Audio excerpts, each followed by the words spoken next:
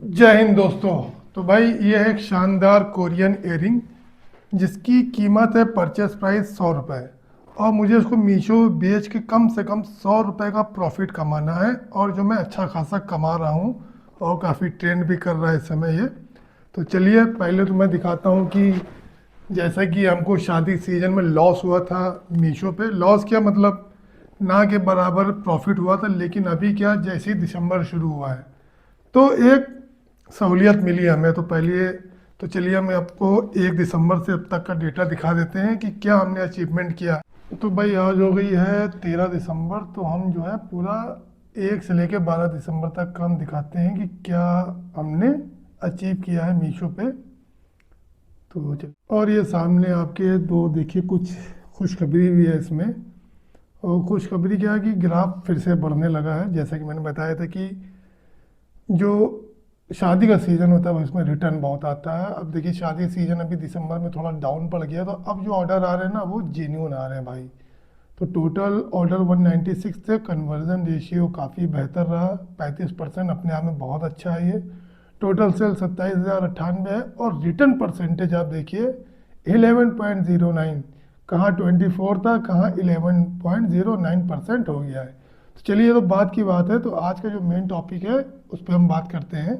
तो देखा आपने, तो सबसे देखिए होता क्या ना, मीशो हो, अमेजोन हो, फ्लिपकार्ट हो, कोई भी प्लेटफॉर्म हो, तो उसमें स्ट्रेटजी बहुत अच्छी लगानी पड़ेगी आपको। और अक्सर लोग गलती क्या करते हैं ना कि कंपटीशन के दौर में उतर जाते हैं कि नहीं यार ये तो इयरिंग जो है मीशो पे 200 की बिक रही, हम जो है 180 की बेचेंगे। क्यों बेचोगे भाई?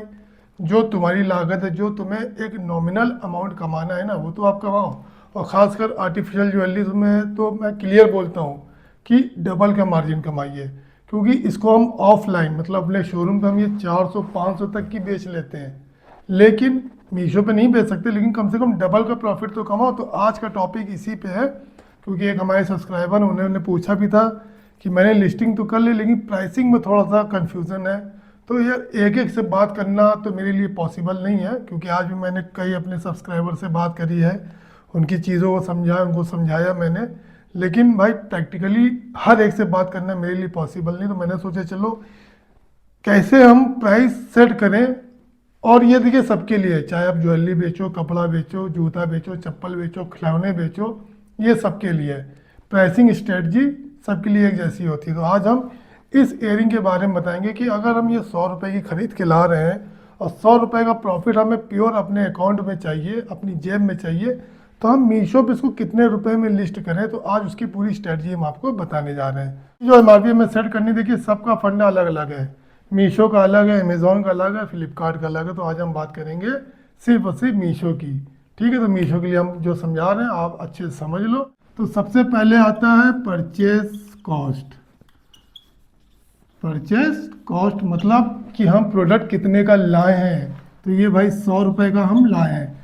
अब मुझे इस पर प्रॉफिट कितना कमाना है, 100 रुपये का, कि मतलब हमारी जेब में सारे खर्चे कट के टोटल 100 रुपये हमारी जेब में आ जाए।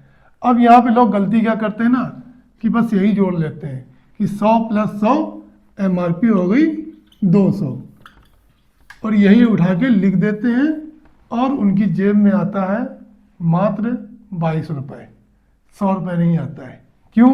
क्योंकि भाई मीशो का जो सिस्टम है ना वो ये है कि ये कस्टमर को जो भी रेट दिखाएगा इंक्लूडेड दिखाएगा, with shipping cost, with GST, सब कुछ इंक्लूड होता है इसमें। तो यही लोग गलती करते हैं, शिपिंग कॉस्ट जोड़ते ही नहीं, उठा के लिस्ट कर देते हैं, बाद में जब अकाउंट में पैसा आता है तो कहते हैं अरे यार इतना सब बचा।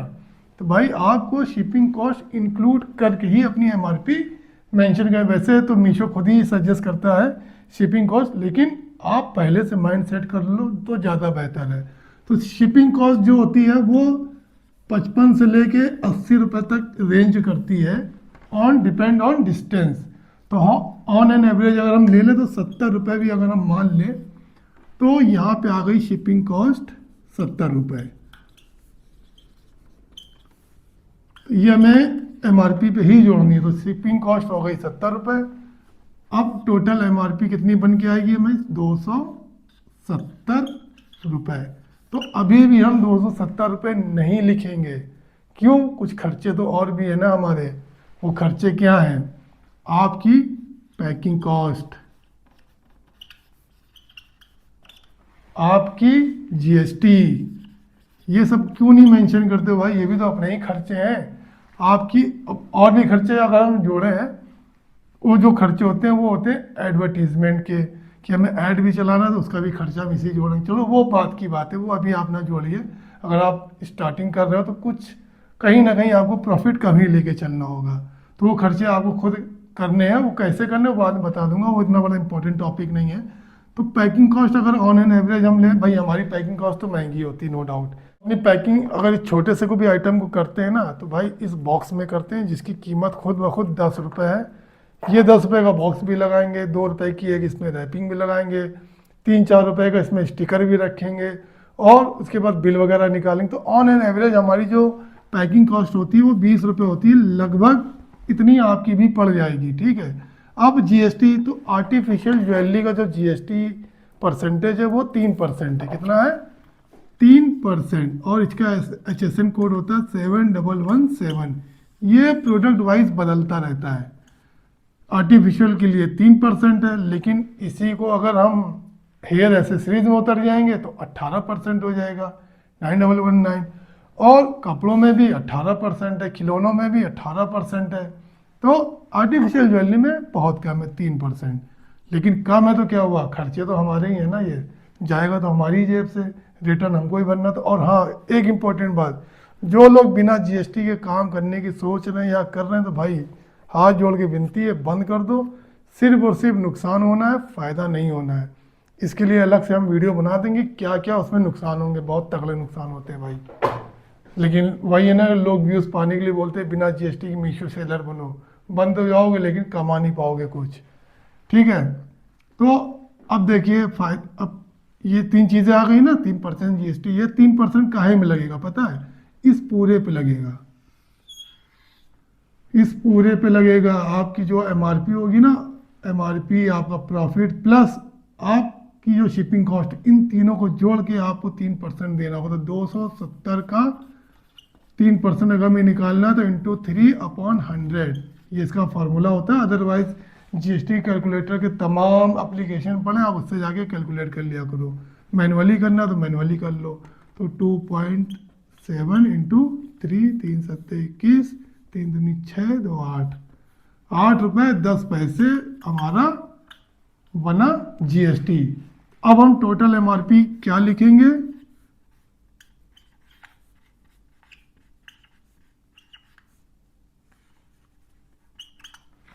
तो ये 20 रुपये को हमने मेंशन नहीं किया है इसमें, लेकिन करना था, लेकिन हम नहीं कर रहे हैं। चलो ये हमारी जेब से ही खर्च होगा, ये हम मैनेज करते हैं खुद ही, लेकिन आप लोग ना करना।